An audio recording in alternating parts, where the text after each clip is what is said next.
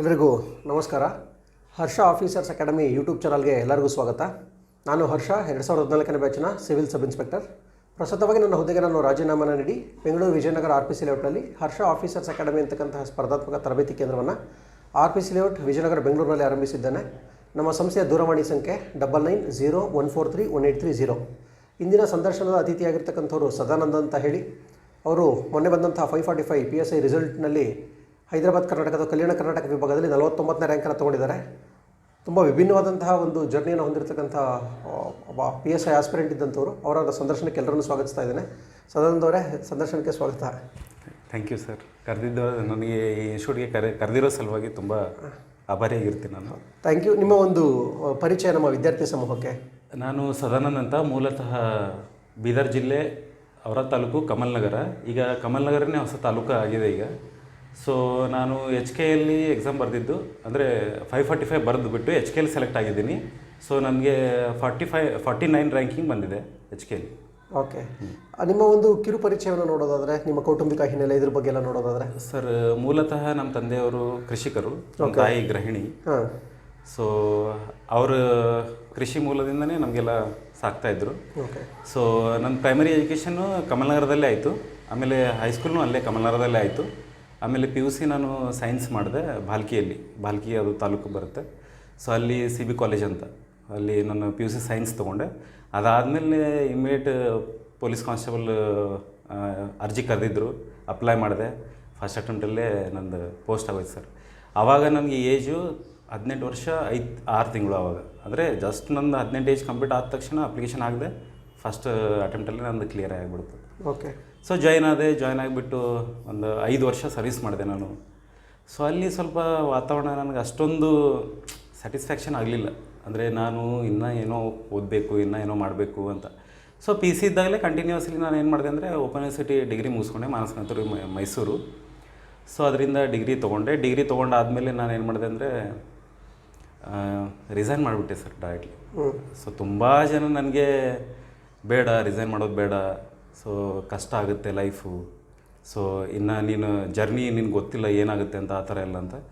So ಗೊತ್ತಿಲ್ಲ sir, ಅಲ್ಲಿ ಇರೋಕ್ಕೆ ಆಗಲಿಲ್ಲ ನನಗೆ. ಸೊ ಫೈನಲಿ ಒಂದು ಸ್ಟ್ರಾಂಗ್ ಡಿಸಿಷನ್ ತೊಗೊಂಡ್ಬಿಟ್ಟು, ಫಸ್ಟ್ ಆಫ್ ಆಲ್ ನಾನು SP ಅವ್ರಿಗೆ ಕನ್ಸಲ್ಟ್ ಮಾಡಿ ಕೇಳಿದೆ, ಸರ್ ನಾನು ಓದೋಕೆ ಬಿಡಿ ಸ್ವಲ್ಪ ದಿವಸ ಅಂತ. ಅವರಂದರು, N ಸತೀಶ್ ಕುಮಾರ್ ಇದ್ರು ಅವಾಗ, ಇವಾಗ ಬೆಂಗಳೂರು IG ಇದ್ದಾರೆ ಅವರು. ಸೊ ಅವರಂದರು, ಇಲ್ಲಪ್ಪ ನಿನಗೆ ಬಿಟ್ಟರೆ ಮತ್ತೆ ಎಲ್ಲರೂ ಬರ್ತಾರೆ ನಿನ್ನ ಜೊತೆ, ಸೊ ಆ ಥರ ಬಿಡೋಕ್ಕಾಗಲ್ಲ ನಿನಗೆ ಅಂತಂದರು. ಸರಿ ಸರ್, ನಾನು ರಿಸೈನ್ ಮಾಡ್ತೀನಿ ಅಂದೆ. ಮನೆಯಲ್ಲಿ ಬೇಡ ಅಂದರೂ ಕೂಡ ನಾನು ಫೋರ್ಸ್ಫುಲಿಯಾಗಿ ರಿಸೈನ್ ಮಾಡಿಬಿಟ್ಟೆ. ಸೊ ಅದಾದಮೇಲೆ ಬಂದೆ ಸರ್. ಬೆಂಗಳೂರು ಬಂದಾಗ 2013 ಜನವರಿ 1 ಬೆಂಗಳೂರು ಕಾಲಿಟ್ಟೆ ನಾನು. ಸೊ ಅಲ್ಲಿಂದ ಫಸ್ಟ್ ಅಟೆಂಪ್ಟ್ 2014ರಲ್ಲಿ ನೀವು ಬರೆದಿದ್ರು, ಅದನ್ನು ನಾನು ಬರೆದೆ. ಓಕೆ. ಆವಾಗಿಂದ ನನ್ನ ಜರ್ನಿ ಸ್ಟಾರ್ಟ್ ಆಯಿತು ಕಾಂಪಿಟೇಟಿವ್ ಫೀಲ್ಡಲ್ಲಿ. ಸೊ ಬರದೆ ಆಗಲಿಲ್ಲ.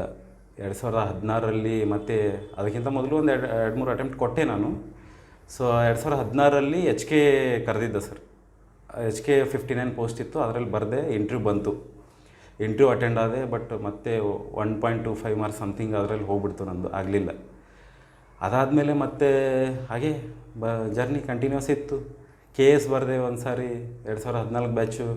ಪ್ರಿಲಿಮ್ಸ್ ಆಯಿತು, ಮೇನ್ಸ್ ಬರೆದೆ, ಇಂಟರ್ವ್ಯೂ ಬರಲಿಲ್ಲ.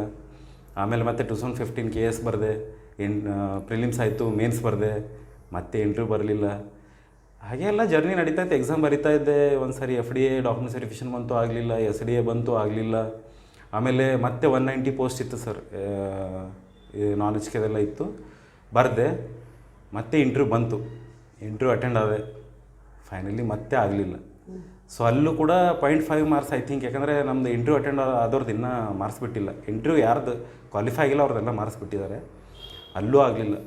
ಸೊ ಫೈನಲಿ ನಂದು ಏಜ್ ಮುಗೀತಾವಿಲ್ಲ, 30ಕ್ಕೆ ಏಜ್ ಮುಗೀತು. ಏನು ಮಾಡಿದೆ ಸರ್, ಮನೇಲಿ ಬಂದುಬಿಟ್ಟು ತುಂಬ ಅಪ್ಸೆಟ್ ಆದೆ.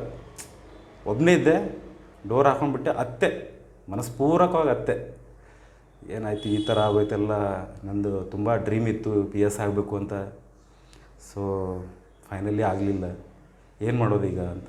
ಆಯ್ತು, ಇನ್ನೂ SDA ಇದೆ, FDA ಇದೆ, ಬರೆಯೋಣ. ಆಯ್ತು, ಈಗ ಲೈಫ್ ಲೀಡ್ ಮಾಡೋದಕ್ಕೆ ಬೇಕಲ್ವ.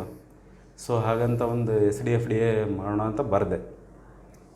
ಸೊ ನೋಟಿಫಿಕೇಷನ್ ಆಗಿತ್ತು, ಬರೆದೆ. ಅದಲ್ಲದೆ 32 ಏಜ್ ಸಲುವಾಗಿ ನಮ್ಮ ಸದಾಶಿವ ಅಂತ ಇದ್ದಾರೆ ನಮ್ಮ ಫ್ರೆಂಡು, ಅವ್ರು ಮುಂದಾಳತ್ವದಲ್ಲಿ ಎಲ್ಲ ತುಂಬ ಓಡಾಡೋದು ಪಾಪ ಅವರು. ಅವ್ರ ಜೊತೆ ನಾವು ಕೊನೆ ಮೂಮೆಂಟಲ್ಲೆಲ್ಲ ಜಾಯ್ನ್ ಆದ್ವಿ. ನಾನು ಊರಲ್ಲಿದ್ದೆ ಅವಾಗ ತುಂಬ ದಿವಸ, ಬಟ್ ಕೊನೆ ಮೂಮೆಂಟಲ್ಲಿ ಬಂದುಬಿಟ್ಟು ಜಾಯ್ನ್ ಆದೆ ಅವ್ರ ಜೊತೆ. ಜಾಯ್ನ್ ಆಗಿಬಿಟ್ಟು ನಾನು ಓಡಾಡಿದೆ. ಬಸವರಾಜ ಬೊಮ್ಮಾಯಿಯವ್ರ ಸರ್ ಅವಾಗ ಹೋಮ್ ಮಿನಿಸ್ಟರ್ ಇದ್ದರು. ಡೈಲಿ ಅವ್ರ ಮನೆ ಎದುರುಗಡೆ ಹೋಗಿ ನಿಂತ್ಕೊಳ್ಳೋರು, ಸಾರ್ ಮಾಡಿ 32 ಇಯರ್ಸ್ ಇನ್ಕ್ರೀಸ್ ಮಾಡಿ ಅಂತ. ಇನ್ಕ್ರೀಸ್ ಮಾಡಿ 30 ವರ್ಷ ಏನಿದೆ ಮ್ಯಾಕ್ಸಿಮಮ್ ಏಜ್ 32ಕ್ಕೆ ಇನ್ಕ್ರೀಸ್ ಮಾಡಿ ಅಂತ. 32ಕ್ಕೆ ಇನ್ಕ್ರೀಸ್ ಮಾಡಿ ಅಂತ. ಓಕೆ. ಸೊ ನಾವು ಡೈಲಿ ಪಾಪ ಟಿಫನ್ ಮಾಡೋದು ಮಿಸ್ ಮಾಡ್ತಿದ್ರು ಗೊತ್ತಿಲ್ಲ, ನಮ್ಮ ಮುಖ ಮಾತ್ರ ಡೈಲಿ ನೋಡ್ತಿದ್ರು ಅವರು ಮಾರ್ನಿಂಗ್. ಸೊ ಈ ಥರ ಎಲ್ಲ ಆಯಿತು. ಫೈನಲಿ ಆಯ್ತಪ್ಪ, ಯಾಕೆ ಇಷ್ಟೊಂದು ಬರ್ತೀರಾ ನೀವು, ನಾನು ಕೊಡ್ತೀನಿ ಅಂತ ಹೇಳಿದ್ನಲ್ಲ, ನೀವು ಹೋಗ್ಬಿಡಿ, ಚೆನ್ನಾಗಿ ಓದ್ಕೊಳ್ಳಿ ಎಲ್ಲ ಆಗಿ ಅಂತಂದರು. ಮತ್ತೆ ಅವ್ರು ಏಜ್ ಮಾಡಿಕೊಟ್ರು ಸರ್. 32 ಏಜ್ ಆಯಿತು. ಸೊ ಮತ್ತೆ 545 ನೋಟಿಫಿಕೇಷನ್ ಆಯಿತು. ಮತ್ತು ಅವಾಗ ಏನಾಯಿತು ಸರ್, ನೋಟಿಫಿಕೇಷನ್ ಮಾಡೋಕ್ಕಿಂತ ಮೊದಲು HKಗೆ ಬರೀ 65 ಸ್ಯಾಂಕ್ಷನ್ ಮಾಡಿದರು. 107 ಪೋಸ್ಟ್ ಬರಬೇಕಾಗಿತ್ತು.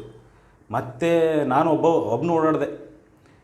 ಹೋಗ್ತಿದ್ದೆ ವಿಧಾನಸೌಧ, ಅಲ್ಲಿ ಪಂಪನಗೌಡ ಸರ್ ಅಂತ ಇದ್ದರು, ಡೆಪ್ಟಿ ಸೆಕ್ರೆಟರಿ ಹೋಮ್ ಮಿನಿಸ್ಟ್ರಿ. ನಾನು ಒಬ್ಬನೇ ಹೋಗ್ತಿದ್ದೆ. ಅವ್ರು ಏನಪ್ಪ ಒಬ್ಬನೇ ಬರ್ತೀಯಾ ಅಂತಂತಿದ್ರು ಅವರು. ಸರ್ ಏನು ಮಾಡೋದು ಸರ್, ಪೋಸ್ಟ್ ಸ್ವಲ್ಪ ಇನ್ಕ್ರೀಸ್ ಮಾಡಿಸಿ, ಅದು ಇರೋದು ಸ್ಯಾಂಕ್ಷನ್ ಆಗಿದೆ, ಬಟ್ ಫೈನಾನ್ಸ್ ಡಿಪಾರ್ಟ್ಮೆಂಟ್ ಅವರು ಸ್ವಲ್ಪ ಏನೋ ಅದು ಇನ್ನೂ ಬೇಡ, ನೆಕ್ಸ್ಟ್ ಟೈಮ್ ತುಂಬ್ಕೋಣ ಅಂತ ಹೇಳ್ತಾ ಇದ್ರಂತೆ. ಬಟ್ ಸರ್ ಇಲ್ಲ ನಾನು ಮಾಡಿಕೊಡ್ತೀನಿ ತೊಗೊಳ್ಳಿ ಅದನ್ನಂತ 107 ಸ್ಯಾಂಕ್ಷನ್ ಮಾಡಿಕೊಟ್ರು ಸರ್. ಪಂಪನಗೌಡ ಸರ್ ಅವ್ರದ್ದು ಸ್ವಲ್ಪ ಇದರಲ್ಲಿ ಕಾಂಟ್ರಿಬ್ಯೂಷನ್ ಇದೆ. ಸೊ ಅವ್ರು ಮಾಡಿಕೊಟ್ರು, ಬಂದ್ವಿ. ನೋಟಿಫಿಕೇಷನ್ ಆಯಿತು 2021 ಜನವರಿಯಲ್ಲೇ ನೋಟಿಫಿಕೇಷನ್ ಆಯಿತು. ಸೊ ಹಾಗೆ ಓದ್ತಾಯಿದ್ವಿ. ಮತ್ತೆ ಲಾಕ್ಡೌನ್ ಎಲ್ಲ ಆಗೋಯ್ತು ಒಳಗಡೆ. ಮತ್ತೆ ಓದೋದು ಹಾಗೆ ಯುಟಿಲೈಸ್ ಮಾಡ್ಕೊಂಡ್ವಿ, ಟೈಮನ್ನು ಚೆನ್ನಾಗಿ ಯುಟಿಲೈಸ್ ಮಾಡ್ಕೊಂಡ್ವಿ, ಓದ್ವಿ ಎಲ್ಲ ಆಯಿತು. ಆಮೇಲೆ ಅಕ್ಟೋಬರ್ 3ನೇ ತಾರೀಕು ಎಕ್ಸಾಮ್ ಇತ್ತು. ಸೊ ಚೆನ್ನಾಗಿ ಒಳ್ಳೆ ಕಾನ್ಫಿಡೆಂಟಾಗೆಲ್ಲ ಹೋಗಿ ಎಕ್ಸಾಮ್ ಬರೆದ್ವಿ. ಎಲ್ಲ ಆಯಿತು, ಚೆನ್ನಾಗಿ ಎಕ್ಸಾಮು ಚೆನ್ನಾಗಾಗಿತ್ತು. ಬಟ್ ಅದೇ ಸ್ವಲ್ಪ ಪೇಪರ್ ತುಂಬ ಟಫಾಗಿ ಬಂದಿತ್ತು. ಅದಕ್ಕಾಗಿ ಸ್ವಲ್ಪ ಬಾರ್ಡ್ರಲ್ಲೇ ಇದ್ವಿ, ನೋಡೋಣ ಏನಾಗುತ್ತೆ ಅಂತೆಲ್ಲ ಅಂದ್ವಿ. ಸೊ ಫೈನಲಿ ಸರ್ ಮೊನ್ನೆ ರಿಸಲ್ಟ್ ಬಂತು 545. ಸೊ ನಂದು HKL ಪೋಸ್ಟ್ ಆಗಿತ್ತು, 49th ರ್ಯಾಂಕು. ಸೊ ಒಟ್ಟಿನಲ್ಲಿ ಜರ್ನಿ ಈ ಥರ ಆಗಿದೆ ಸರ್. ನಾನು 2008 PC ಅಪಾಯಿಂಟ್ ಆಗಿದ್ದೆ. 5 ವರ್ಷ ಅಪ್ರಾಕ್ಸಿಮೇಟ್ 5 ವರ್ಷ ಸರ್ವಿಸ್ ಮಾಡಿದೆ. ಸರ್ವಿಸ್ ಮಾಡಿಬಿಟ್ಟು ರಿಸೈನ್ ಮಾಡಿ 9 ವರ್ಷ ಸರ್. ಇವತ್ತಿಗೆ 9 ವರ್ಷ ಕಾಯ್ದೆ, ಡೇ ಬೈ ಡೇ ಕಾಯ್ದೆ. ಫೈನಲಿ ಒಂದು ದೇವ್ರು ನನ್ನ ಕೈ ಹಿಡಿದ್ಬಿಟ್ಟ. ಸೊ ಇದು ಒಳ್ಳೆ ಎಫರ್ಟ್ ಹಾಕಿದ್ದೆ, ಪೋಸ್ಟ್ ಆಗಿಬಿಡ್ತು ಸರ್. ಬಟ್ 9 ವರ್ಷದಲ್ಲಿ ನಾನು ಯಾವತ್ತೂ ಡಿಪ್ರೆಷನ್ಗಾಗಲಿ ಇನ್ನೊಂದಿಗಾಗಲಿ ಹೋಗಿಲ್ಲ. ನೋವಾಗಿದೆ, ತುಂಬ ನೋವಾಗಿದೆ. ಎಷ್ಟೋ ಜನ ಮಾತಾಡ್ತಾಯಿದ್ರು, ಏನೋ ಆಯಿತು ಬಟ್ ನೋವಾಯಿತು. ಬಟ್ ಎಲ್ಲೂ ಡಿಪ್ರೆಷನ್ಗೆ ಹೋಗಿಲ್ಲ. ಯಾಕಂದರೆ ನಾನು PC ಇದ್ದಾಗಲೇ ಡಿಪ್ರೆಷನ್ಗೆ ಹೋಗ್ಬಿಟ್ಟಿದ್ದೆ ಆವಾಗಲೇ. ಏನಪ್ಪ ಈ ಥರ ಆಗೋಯ್ತು ನಂದು, ಇಲ್ಲಿ ಬಂದು ಸಿಕ್ಕಾಕೊಂಡ್ಬಿಟ್ಟೆ ಅಂತ. ಬಟ್ ಪರವಾಗಿಲ್ಲ, ಆಮೇಲೆ ಡಿಪ್ರೆಷನ್ಗೆ ಹೋಗಬಾರ್ದು ನಾನು ಅಂತ. ಬಟ್ ನಾನು ಸೆಲ್ಫ್ ಮೋಟಿವೇಟ್ ಮಾಡ್ಕೋತಿದ್ದೆ. ಫ್ರೆಂಡ್ ಜೊತೆ ತುಂಬ ನಗ್ತಾ ಮಾತಾಡ್ತಾ ಇದ್ದೆ. ಸೊ ಎಲ್ಲ ಆಯಿತು, ಆ ಥರ ಎಲ್ಲ ಆಗಿಬಿಟ್ಟು ಈ ಜರ್ನಿ ಇಲ್ಲಿ ಬಂದು ಮುಟ್ಟಿದೆ ಸರ್. ಓಕೆ.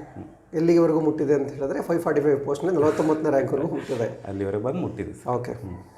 ನಿಮ್ಮ ಇಡೀ ಅವಾಗ ಅಂದರೆ ನೀವು ಫಸ್ಟು PUC ಮುಗಿಸ್ತೀರಿ, 18 ವರ್ಷಕ್ಕೆ ತಮಗೆ ಕಾನ್ಸ್ಟೇಬಲ್ ಕೆಲಸ ಸಿಗುತ್ತೆ, 5 ವರ್ಷ ಕೆಲಸ ಮಾಡ್ತೀರಿ, ರಿಸೈನ್ ಮಾಡ್ತೀರಿ, ಓದ್ಲಿಕ್ಕೆ ಆರಂಭಿಸಿದ್ರಿ.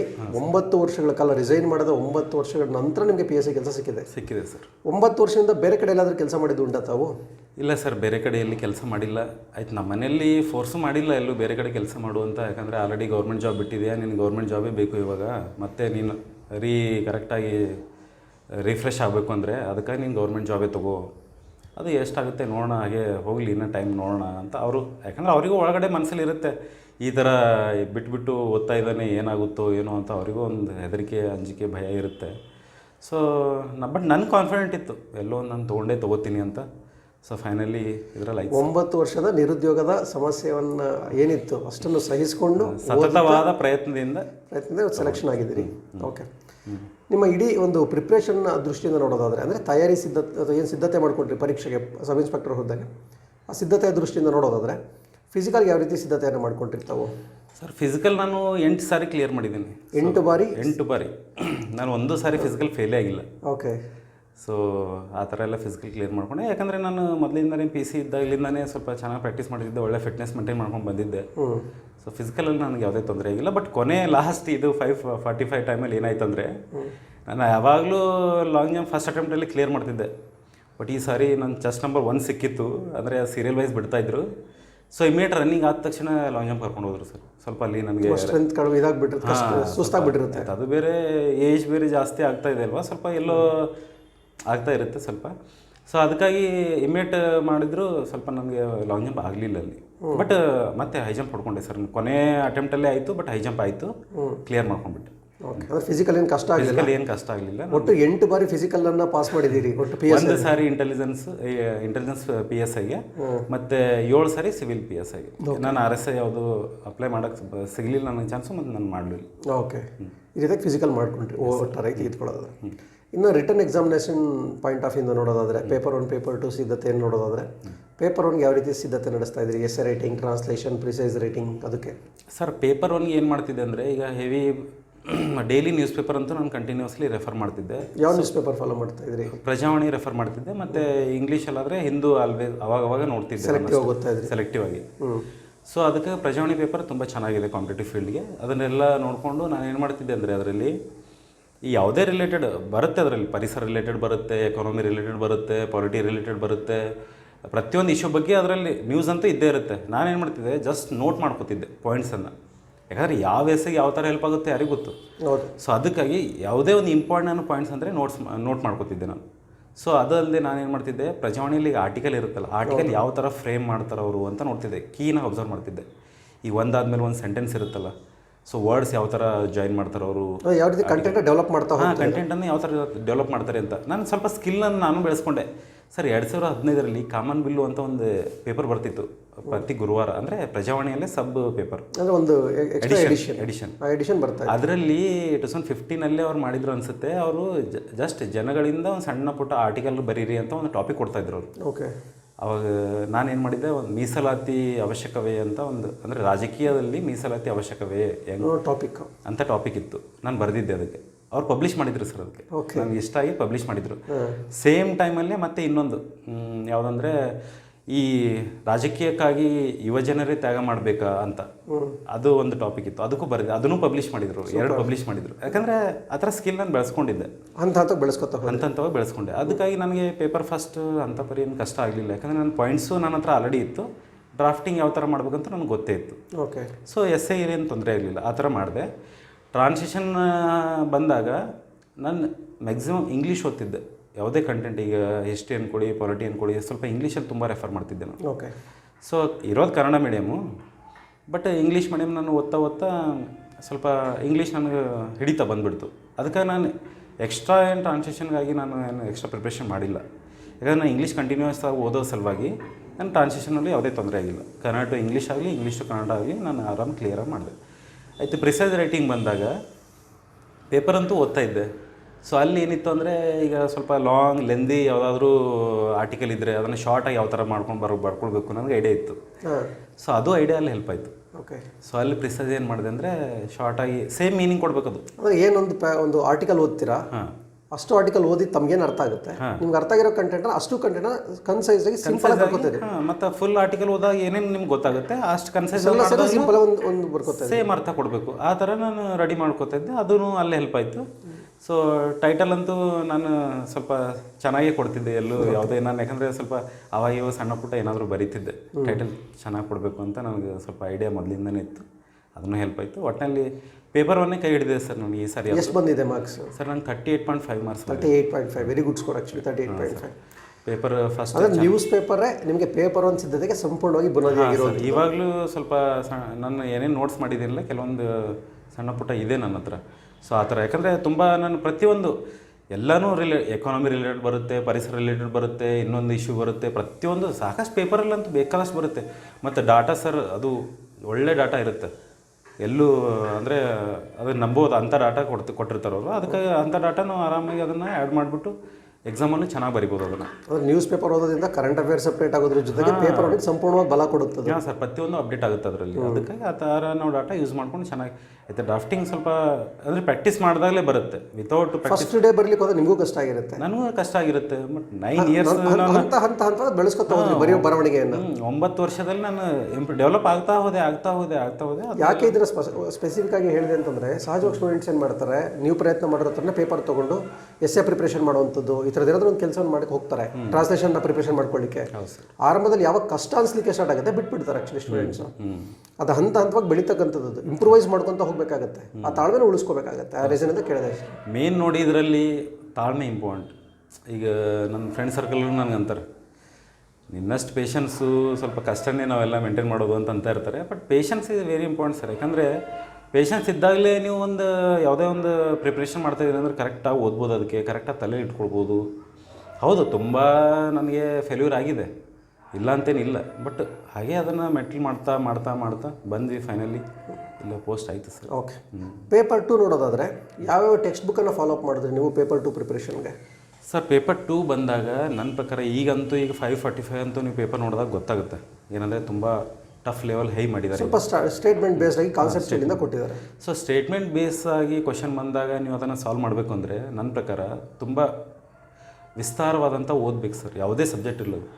ಈ ಹಿಸ್ಟ್ರಿ ಇದೆ, ಪಾಲಿಟಿ ಇದೆ, ಜಿಯೋಗ್ರಫಿ ಇದೆ, ಯಾವುದೂ ಇದ್ದರೂ ಕೂಡ ಒಂದು ಚೆನ್ನಾಗಿ ಒಳ್ಳೆ ಆಥರ್ ಬುಕ್ಕನ್ನು ನೀವು ಸ್ಟಾರ್ಟಿಂಗಿಂದ ಎಂಡ್ವರೆಗೆ ಕರೆಕ್ಟಾಗಿ ಓದ್ಕೊಳ್ಬೇಕು. ಫಸ್ಟು ನಿಮ್ಮ ಕನ್ಸೆಪ್ಟ್ ಅರ್ಥ ಆಗಬೇಕು. ಫಸ್ಟು ರಿಮೆಂಬರಿಂಗ್ ಅಂತೂ ಆಮೇಲೆ ನೋಡೋಣ. ಫಸ್ಟ್ ನಿಮ್ಮ ಕನ್ಸೆಪ್ಟ್ ಏನಿದೆ ಅದೆಲ್ಲ ಫುಲ್ ಕರೆಕ್ಟಾಗಿ ಗೊತ್ತಾಗಬೇಕು.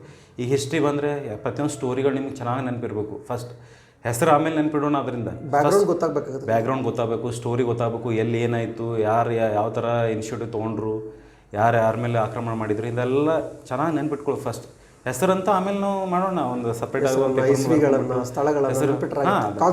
ಕನ್ಸೆಪ್ಟ್ ಫಸ್ಟ್ ನೀವು ಕರೆಕ್ಟಾಗಿ ಅರ್ಥ ಮಾಡ್ಬೋದು. ಅದಕ್ಕಾಗಿ ಈಗಂತೂ ಪ್ರತಿಯೊಂದು ಯಾವುದೇ ಇದು ಹಿಸ್ಟ್ರಿ ಆಗಲಿ ಪಾಲಿಟಿ ಆಗಲಿ ಎಲ್ಲ ಯಾವುದೇ ವಿಸ್ತಾರವಾಗಿ ಫಸ್ಟ್ ಕರೆಕ್ಟಾಗಿ ಓದ್ಕೊಳ್ಬೇಕು. ನೀವು ಪ್ರತಿಯೊಂದು ಗೊತ್ತಿರ್ಬೇಕು ಅದರಲ್ಲಿ. ಅದಾದಮೇಲೆ ರಿಮೆಂಬರಿಂಗ್ ಬಂದರೆ ಮತ್ತೆ ಬೇರೆ ಬೇರೆ ಬುಕ್ಸ್ ಇದ್ದಾವೆ, ಶಾರ್ಟಾಗಿ ಮಾಡಿಕೊಟ್ಟಿದ್ದಾರೆ ಕೆಲವೊಂದು ಬುಕ್ಸು. ಈಗ ಜಿಯೋಗ್ರಫಿನೇ ತೊಗೊಳ್ಳಿ, ಜಿಯೋಗ್ರಫಿ ರಂಗನಾಥ್ ವಿಸ್ತಾರವಾಗಿದೆ, ತುಂಬ ಚೆನ್ನಾಗಿ, ಅದು ಓದಲೇಬೇಕು ಬುಕ್ಕು. 3 ಟೈಪ್ ಬುಕ್ ಬರುತ್ತೆ ಅದರಲ್ಲಿ, ಎಲ್ಲನೂ ಚೆನ್ನಾಗಿ ಓದಬೇಕು. ಆಮೇಲೆ ನಿಮಗೆ ರಿಮೆಂಬರಿಂಗ್ ವಿಷಯಕ್ಕೆ ಬಂದಾಗ ಭಂಡಾರಿ ಮಠರು ತೊಗೊಳ್ಳಿ, ಅವ್ರದ್ದೇ ಜಿಯೋಗ್ರಫಿ ಇದೆ, ಅವರು ಕನ್ಸೈಸಾಗಿ ಮಾಡಿಕೊಟ್ಟಿದ್ದಾರೆ. ಬಟ್ ಫಸ್ಟ್ ನೀವು ರಂಗನಾಥ್ ಓದೋದು ತುಂಬ ಇಂಪಾರ್ಟೆಂಟ್ ಇದೆ, ಯಾಕಂದ್ರೆ ವಿಸ್ತಾರವಾಗಿ ಬೇಕೇ, ಕಾನ್ಸೆಪ್ಟ್ ಬೇಕು. ಅದಾದಮೇಲೆ ನೀವು ಈ ಥರ. ಸೊ ಈ ಥರ ಹಿಸ್ಟ್ರಿಗೆ ಕಾನ್ಸ್ಟಿಟ್ಯೂಷನ್ ಅದಕ್ಕೆ ಯಾವ ರೀತಿ ರೆಫರ್ ಮಾಡ್ಕೊಡಿ ಟೆಕ್ಸ್ಟ್ ಬುಕ್ಕು? ನೋಡಿ, ಹಿಸ್ಟ್ರಿಗೆ ಸರ್ ಸದಾಶಿವ ಸ್ವಲ್ಪ ವರ್ಡ್ಸ್ ಟಫ್ ಇದೆ ನನ್ನ ಪ್ರಕಾರ. ಯಾಕಂದರೆ ಅಲ್ಲಿ ಏನಾಗುತ್ತಂದರೆ ನೀವು ಒಂದು ಸ್ಟೋರಿ ಓದ್ತಾ ಇದ್ದೀರಂದರೆ ಟಫ್ ವರ್ಡ್ಸ್ ಬಂದರೆ ಆ ಸ್ಟೋರಿ ನೆನ್ಪಿಟ್ಕೊಳ್ಳೋದು ಕಷ್ಟ, ಯಾಕಂದರೆ ವರ್ಡ್ಸೇ ಟಫ್ ಇರುತ್ತೆ. ಸೊ ಹೀಗೆ ನನಗೆ ಅನಿಸ್ಬಿಟ್ಟು ನನ್ನ ಪರ್ಸನಲ್ ಒಪಿನಿಯನ್ ಇದೆ ಅದು. ಓಕೆ. ಸೊ ಆಗ ಉಮಾಮಹೇಶ್ವರ್ ನಾನು ರೆಫರ್ ಮಾಡಿದ್ದೆ ಸರ್.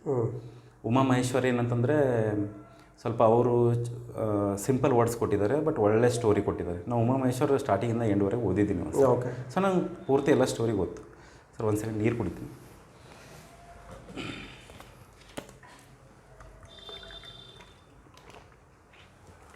ಓಕೆ. ನಂತರ ಕಾನ್ಸ್ಟಿಟ್ಯೂಷನ್ಗೆ ಸೈನ್ಸ್ಗೆ ಯಾವುದನ್ನು ಬಳಸ್ಕೊಂಡ್ರಿ ಸರ್? ಕಾನ್ಸ್ಟಿಟ್ಯೂಷನ್ಗೆ PS ಗಂಗಾಧರ್ ಒಳ್ಳೆ ಬುಕ್ ಇದೆ ಸರ್. ಸ್ಟಾರ್ಟಿಂಗಿಂದ ಎಂಡ್ವರೆಗೆ ಓದಬೇಕು, ತುಂಬ ಚೆನ್ನಾಗಿದೆ ಬುಕ್. ಅದು ಓದಿದ್ರೇನೂ ಖುಷಿ ಆಗುತ್ತೆ, ಆ ಥರ ಇದೆ. ಅದಾದಮೇಲೆ ನೀವು ಕನ್ಸೈಸ್ ಆಗಬೇಕಂದ್ರೆ ಮತ್ತೆ ಬೇರೆಯವ್ರದ್ದು ನಾಯಕ್ ಅಂತ ಬರ್ತಾರೆ, ಅವ್ರದ್ದೆಲ್ಲ ತೊಗೊಳ್ಬೋದು. ಆಮೇಲೆ ಎನ್ವೈರ್ಮೆಂಟ್ ಬಂದರೆ ಭೈರಪ್ಪ ಅವ್ರದ್ದಿದೆ. ಆಮೇಲೆ ಎಕನಾಮಿಕ್ಸ್ ಬಂದರೆ ಗರಣಿ ಕೃಷ್ಣಮೂರ್ತಿ ಅವ್ರದ್ದಿದೆ. ಆಮೇಲೆ ಸೈನ್ಸ್ ಆ್ಯಂಡ್ ಟೆಕ್ನಾಲಜಿ ಬಂದರೆ ನಾನು ಅವಾಗ ಹರಿಪ್ರಸಾದ್ ಅವ್ರು ತೊಗೋತಿದ್ದೆ, ಈಗ ಅವ್ರು ಪಬ್ಲಿಷ್ ಮಾಡ್ತಾಯಿದ್ದಾರೋ ಗೊತ್ತಿಲ್ಲ. ಹರಿಪ್ರಸಾದ್ ಇನ್ಸ್ಟಿಟ್ಯೂಟ್ ಅವರು ಸರ್ ಬರೀತಿದ್ರು. ಸೊ ಅವ್ರದ್ದು ತೊಗೊಂಡಿದ್ದೆ, ಅವ್ರು ಚೆನ್ನಾಗಿತ್ತು ಸೈನ್ಸ್ ಆ್ಯಂಡ್ ಟೆಕ್ನಾಲಜಿ. ಬಟ್ ಈಗ ಅಪ್ಡೇಟೆಡ್ ವರ್ಷನ್ ಸಿಗಲಿಲ್ಲ. ಅಪ್ಡೇಟೆಡ್ ವರ್ಷನ್ ಯಾವುದೋ ವಿನೋದ್ ಅಂತ ಇದ್ದಾರೆ ಒಬ್ಬರು, ಅವ್ರದ್ದಿದೆ ಚೆನ್ನಾಗಿ. ಅದಾದಮೇಲೆ ಮತ್ತೆ ಮೆಂಟಲ್ ಎಬಿಲಿಟಿ ಅಂತೂ ಮಂಜುನಾಥ್ ಬಾಡಿಗೆಯವರು ಹೇಳಿ ಮಾಡಿದ್ದಿದೆ, ಚೆನ್ನಾಗಿದೆ ಅವ್ರದ್ದು. ಆಮೇಲೆ ಮತ್ತೆ ಈ ಆಯ್ತಲ್ಲ ಸರ್, ಮತ್ತು ಜಿಯೋಗ್ರಫಿ ಅವ್ರದ್ದಂತೂ ರಂಗನಾಥ್ ಸರ್ದು. ಮತ್ತು ಕರ್ನಾಟಕ ಹಿಸ್ಟ್ರಿಗೆ ಭಂಡಾರಿ ಮಠ ಅವ್ರದ್ದು ತುಂಬ ಚೆನ್ನಾಗಿದೆ. PSA ನನ್ನ ಪ್ರಕಾರ ಅದು ಸಬ್ಸೆಂಟ್ ಇದೆ. ಆಮೇಲೆ ಕರ್ನಾಟಕ ಜಿಯೋಗ್ರಫಿ ಅಂತೂ ಭಂಡಾರಿ ಮಠ ಅವರು ಆಲ್ರೆಡಿ ಇಂಡಿಯನ್ ಜಿಯೋಗ್ರಫಿ ಮತ್ತು ಕರ್ನಾಟಕ ಜಿಯೋಗ್ರಫಿ ಎರಡೂ ಕವರ್ ಮಾಡಿದ್ದಾರೆ, ತುಂಬ ಚೆನ್ನಾಗಿದೆ ಅದನ್ನು ಬುಕ್ಕು. ಬಟ್ ರಂಗನಾಥ್ ಅವ್ರಿಗೆ ಮಾತ್ರ ಜಿಯೋಗ್ರಫಿ ಓದಲೇಬೇಕು. ತುಂಬ ಇಷ್ಟನ್ನು ಬಳಸ್ಕೊಡಿ ಟೆಕ್ಸ್ಟ್ ಬುಕ್, ಇಷ್ಟಂತ ಟೆಕ್ಸ್ಟ್ ಬುಕ್ ಬಳಸ್ಕೊಡ್ಬೇಕು ಸರ್. ಇದನ್ನೆಲ್ಲ ತಾವು ನೋಟ್ಸ್ ಮಾಡಿದ್ದು ಉಂಟಾ? ಟೆಕ್ಸ್ಟ್ ಬುಕ್ಕಲ್ಲೇ ಓದಿಲ್ಲ, ಮೆಮೊರೈಸ್ ಮಾಡಿದ್ರ? ನಾನು ಅವಾಗ ಏನು ಮಾಡ್ತಿದ್ದೆ ಅಂದರೆ ಸರ್, ಸಪ್ರೇಟಾಗಿ ಏನು ನೋಟ್ಸ್ ಮಾಡ್ತಿರಲಿಲ್ಲ, ಹೈಲೈಟ್ ಮಾಡ್ತಿದ್ದೆ. ಇಂಪಾರ್ಟೆಂಟ್ ಪಾಯಿಂಟ್ಸನ್ನು ಹೈಲೈಟ್ ಮಾಡೋಣ ನಾನು. ಯಾಕಂದರೆ ನೀವು ಸೆಕೆಂಡ್ ಟೈಮ್ ರಿವಿಷನ್ ಬಂದಾಗ ಬರೀ ಹೈಲೈಟ್ ಮಾಡಿರೋದು ಮಾತ್ರ ನೀವು ಕಾನ್ಸಂಟ್ರೇಷನ್ ಜಾಸ್ತಿ ಮಾಡೋದು. ಯಾಕಂದರೆ ಬೇರೆದೆಲ್ಲ ಓದೋಕೆ ಹೋದರೆ ಸ್ವಲ್ಪ ಟೈಮ್ ಹಿಡಿಯುತ್ತೆ. ಮತ್ತು ಅದಕ್ಕಾಗಿ ಹೈಲೈಟ್ ನಾನು ಇಂಪಾರ್ಟೆಂಟ್ ಮೊದಲೇ ಹೈಲೈಟ್ ಮಾಡ್ಕೊಂಡು ಇಟ್ಕೊಂಡಿರ್ತಿದ್ದೆ. ನೋಟ್ಸ್ ಯಾವುದು ಸಪ್ರೇಟಾಗಿ ನಾನು ಮಾಡಿಲ್ಲ, ಹೈಲೈಟ್ ಮಾಡಿಬಿಟ್ಟು ಅದನ್ನೇ ನೋಡ್ಕೋತಿದ್ದೆ. ಬಟ್ ಏನಾಗುತ್ತೆ, ಫಸ್ಟ್ ಟೈಮ್ ಓದುವಾಗ ಸ್ವಲ್ಪ ನಿಮಗೆ ಟೈಮ್ ಹಿಡಿದ್ರು ಕೂಡ ಸೆಕೆಂಡ್ ಟೈಮ್ ಥರ್ಡ್ ಟೈಮ್ ನೀವು ಬುಕ್ಸ್ ಓದುವಾಗ ಒಂದೇ ಟೈಮ್ ಓದಿದರೆ ಸಾಕಾಗಲ್ಲ ಸರ್. 2, 3, 4 ಟೈಮ್ಸ್ ಓದಲೇಬೇಕಾಗುತ್ತೆ ಬುಕ್ಕು. ಸೊ ಅಲ್ಲಿ ಏನಾಗುತ್ತೆ ಅಂದರೆ ಕನ್ಸೆಪ್ಟ್ ಕ್ಲಿಯರ್ ಆಗ್ತಾ ಹೋಗುತ್ತೆ ನಿಮಗೆ. ಸೇಮ್ ಬುಕ್ಕನ್ನೇ ನೀವು ಸೆಕೆಂಡ್ ಟೈಮ್ ಥರ್ಡ್ ಟೈಮ್ ಓದಿದರೆ ಕನ್ಸೆಪ್ಟ್ ಇನ್ನಷ್ಟು ಕ್ಲಿಯರ್ ಆಗುತ್ತೆ, ರಿಮೆಂಬರಿಂಗ್ ಚೆನ್ನಾಗಿರುತ್ತೆ. ನೀವು ಎಲ್ಲೂ ಯಾವುದೇ ಸ್ಟೇಟ್ಮೆಂಟ್ ಕೊಟ್ಟರು ಕೂಡ ಇದು ಕರೆಕ್ಟೇ ಇದೆ, ಇದು ರಾಂಗೇ ಇದೆ ಅಂತ ನೀವು ಜಡ್ಜ್ ಮಾಡ್ಬೋದು. ಆ ಥರ ಆಗುತ್ತೆ ಈ ಥರ. ಸಪ್ರೇಟೇನು ನೋಟ್ಸ್ ಮಾಡಿಲ್ಲ ಸರ್ ನಾನು, ಯಾವುದು ಮಾಡಿಲ್ಲ. ಟೆಕ್ಸ್ಟ್ ಬುಕ್ಕನ್ನೇ ಓದ್ಕೊಟ್ರೆ ಅದರಲ್ಲಿ ಹೈಲೈಟ್ ಮಾಡ್ಕೊತಿದ್ರೆ ಅದನ್ನು ಮಲ್ಟಿಪಲ್ ರಿವಿಷನ್ ಮಾಡ್ತಾ ಎಸ್ ಮಲ್ಟಿಪಲ್ ರಿವಿಷನ್ ಮಾಡ್ತಿದ್ದೆ ಸರ್ ನಾನು. ಅದು ಅಲ್ಲದೆ ನಾನು ಏನು ಮಾಡ್ತಿದ್ದೆ ಅದ್ರ ಜೊತೆಗೆ ಅಂದರೆ, ಈಗ ಕನ್ಸೆಪ್ಟ್ ಓದಿದಾಗಲೂ ಕ್ಲಿಯರ್ ಆಗಲಿಲ್ಲ ಅಂದರೆ ಈ ಇನ್ಸ್ಟಿಟ್ಯೂಟ್ ಅವ್ರದ್ದೆಲ್ಲ ಇರುತ್ತಲ್ಲ ಸರ್, ಈಗ ಅಂದರೆ ನಾನು ಫಸ್ಟ್ UPSC ಇನ್ಸ್ಟಿಟ್ಯೂಟ್ ಅವ್ರದ್ದು ಪೇಪರ್ ರೆಫರ್ ಮಾಡ್ತಿದ್ದೆ, ವಿಷನ್ ಆಗಲಿ. ಯಾಕಂದ್ರೆ ನಾನು ಇಂಗ್ಲೀಷಲ್ಲಿ ಚೆನ್ನಾಗಿ ಓದ್ತಿದ್ದೆ, ಇಂಗ್ಲೀಷೇ ಸಿಗುತ್ತಲ್ಲ ಸರ್ ಅವ್ರದ್ದು, ಇಂಗ್ಲೀಷ್ ಮೀಡಿಯಮಲ್ಲಿ. IAS ಬಾಬಾ ಕ್ವಶನ್ಸ್ ಅಂದ್ಕೊಳ್ಳಿ, ವಿಷನ್ ಅಂದ್ಕೊಳ್ಳಿ, ಇನ್ಸೈಟ್ಸ್ UPSC ಅದು ಸ್ವಲ್ಪ, ಯಾಕಂದರೆ ಈ ಟ್ರೆಂಡಲ್ಲಿ ಈಗ 545 ಏನು ಬಿಡ್ತಾ ಇದ್ದಾರಲ್ವ, ಇದು ತುಂಬ ಟಫೆಸ್ಟ್ ಎಕ್ಸಾಮ್ ಆಗ್ತಾ ಇದೆ. ಅದಕ್ಕಾಗಿ ನಿಮ್ಮ ಕನ್ಸೆಪ್ಟ್ ಕ್ಲಿಯರ್ ಆಗ್ಬೇಕಂದ್ರೆ ಅವ್ರದ್ದೆಲ್ಲ ಪೇಪರ್ ತೊಗೊಂಡು ಸ್ವಲ್ಪ ನಾನು ರೆಫರ್ ಮಾಡ್ತಿದ್ದೆ ಸ್ಟಾರ್ಟಿಂಗ್. ಬಟ್ ಇಲ್ಲೇನಾಯಿತು, ನಿಮ್ಮದು ಮತ್ತು ನಾನು ನಿಮ್ಮ ಅಕಾಡೆಮಿದು ಪೇಪರ್ ಇಲ್ಲ ಟೆಸ್ಟ್ ಸೀರೀಸ್ ಅಟೆಂಡ್ ಆದಮೇಲೆ ನಿಮ್ಮ ಅಕಾಡೆಮಿದು ಒಬ್ರು ಕುಂತ್ರೆ ಸಾಲ್ವ್ ಮಾಡೋಕ್ಕಾಗ್ತಿರ್ಲಿಲ್ಲ ಅದನ್ನು, ಇನ್ನೊಬ್ರ ಜೊತೆಲಿ ಯಾರಾದ್ರೂ ಬೇಕಿರ್ತಿತ್ತು. ಯಾಕಂದರೆ ಅಷ್ಟು ನಾಲೆಜ್ ಸಡನ್ನಾಗಿ ನಾವೇ ಒಬ್ಬರೇ ಯಾಕಂದರೆ ಒಂದು ಪೇಪರು, ಈಗ ನಾನು ಎಕ್ಸಾಂಪಲ್ ಜಿಯೋಗ್ರಫಿ ತೊಗೊಂಡೆ ನಿಮ್ಮ ಹತ್ರ, ತೊಗೊಂಡ್ಬಿಟ್ಟು ಏನು ಮಾಡಿದೆ, ಉಮೇಶ್ ಗೌಡ ಅವರು ನಿಮ್ಮ ಸ್ಟೂಡೆಂಟ್ ಅವರು ಫ್ರೆಂಡ್. ಸೊ ಅವರು ನಾವು ಏನು ಮಾಡ್ತಿದ್ವಿ, ಕೂತ್ಕೊಂಡು ಡಿಸ್ಕಷನ್ ಮಾಡ್ತಾಯಿದ್ವಿ ತುಂಬ ಚೆನ್ನಾಗಿ. ನಾನು ಅಂತಿದ್ದೆ ಅವನಿಗೆ, ಏನು ಒಂದು ಪೇಪರ್ ಬಿಡಿಸೋ ಅಷ್ಟರಲ್ಲಿ ಇಡೀ ಸಿಲೆಬಸ್ ರಿವಿಷನ್ ಆಗೋಯ್ತಲ್ಲಪ್ಪ ಅಂತ ಇದ್ದೆ. ಅಷ್ಟು ತುಂಬ ಚೆನ್ನಾಗಿ ಪೇಪರ್ ಸೆಟ್ ಆಗ್ತಿತ್ತು ನಿಮ್ಮದು. ಸೊ ತುಂಬ ಅಪ್ರಿಸಿಯೇಟ್ ಅನಿಸುತ್ತೆ ನನಗೆ, ಯಾಕಂದರೆ ಅದು ಆ ಥರ ಪೇಪರ್ ಸೆಟ್ ಮಾಡಿದ್ದೀನಿ.